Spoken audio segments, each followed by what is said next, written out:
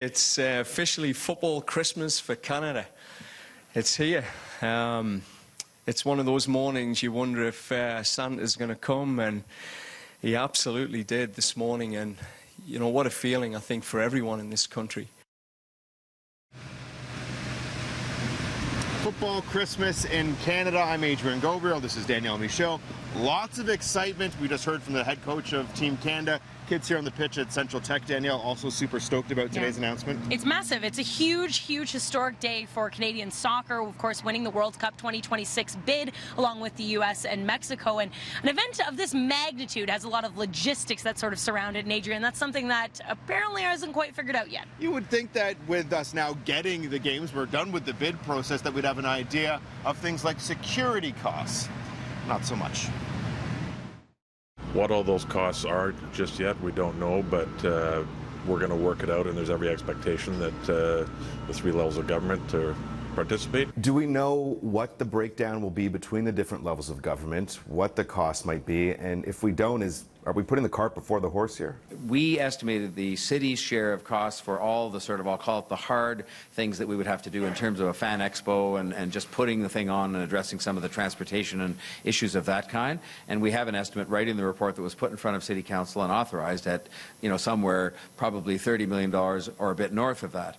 The security issue, as we discussed a moment ago, the security issue has not been finalized. You did your PhD on the South Africa World Cup. When it came to security costs there, what did you find? They were astronomical, I think, and they changed quite rapidly during the event. So at first there was kind of hope that private security would take on much of those roles, but seemed inadequate. So the police and military actually stepped in midway through. And it was the biggest deployment of the South African military in the history of the Republic. So there's a huge security cost with these things, and they only escalate in terms of our current social conditions.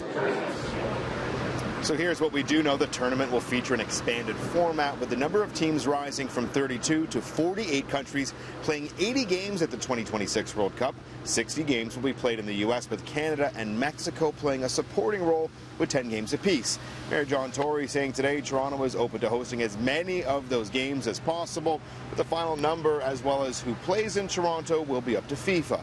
BMO Field will be expanded from its current seating capacity of around 25,000 to 45,000 to meet FIFA's minimum capacity standards, and the door has been left open to making the seating upgrade permanent. As we grow and as we continue to grow, it may be that we decide that we make them permanent. So that is something over the next 8 years we'll look at from an MLSC standpoint, exhibition play standpoint. But the bid as submitted was for temporary.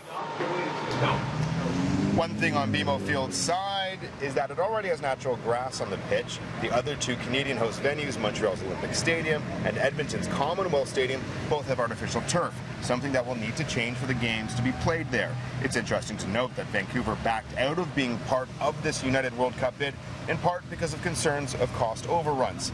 Even with Canada riding shotgun, with the U.S. driving the 2026 World Cup, Mayor John Tory is doubling down that this will be worth the investment, whatever the cost ends up being. It really is a once-in-a-generation opportunity now that Canada is a part of the group that is going to host this World Cup to showcase our country and to showcase Toronto around the world. Another thing we do know, this is the largest sporting event in the world, Danielle. There's absolutely nothing like it, making this such a watershed moment for the sport in our country. And wouldn't it be nice to see Canada back on that World Cup stage? They haven't been there since 1986. And for former senior men's national team member Jason DeVos, he remembers that summer very well, even though he was just 12 years old.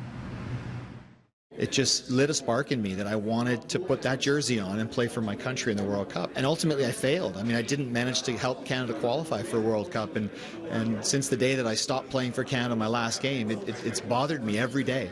And this is an opportunity now to ignite that spark in a young Canadian boy or girl to go on and want to pull that jersey on. That jersey is something Alphonso Davies wears proudly. The 17-year-old senior national team member and Vancouver Whitecap was born in a refugee camp in Ghana, but brought to Edmonton by his parents when he was 5. He's widely considered a once-in-a-generation talent, a soccer unicorn unlike one this country's ever seen. My dream is to someday compete in the World Cup. maybe even in my hometown of Edmonton. He stood in front of FIFA Congress today and said he dreams to play for Canada in the World Cup. And that commitment from a player of his stature will only draw others to do the same. And that's been our biggest challenge. It's not necessarily what we're doing in this country. It's the fact that we can't get that commitment because we haven't had a World Cup to look forward to. So, you know, players like Alfonso committing to Canada sends a clear message to every other youngster that, one, you could play with one of the best Canadian players ever, and two, that we got a chance. We got a genuine chance at doing something at a World Cup, whether that's 2022 or 2026. We're in it.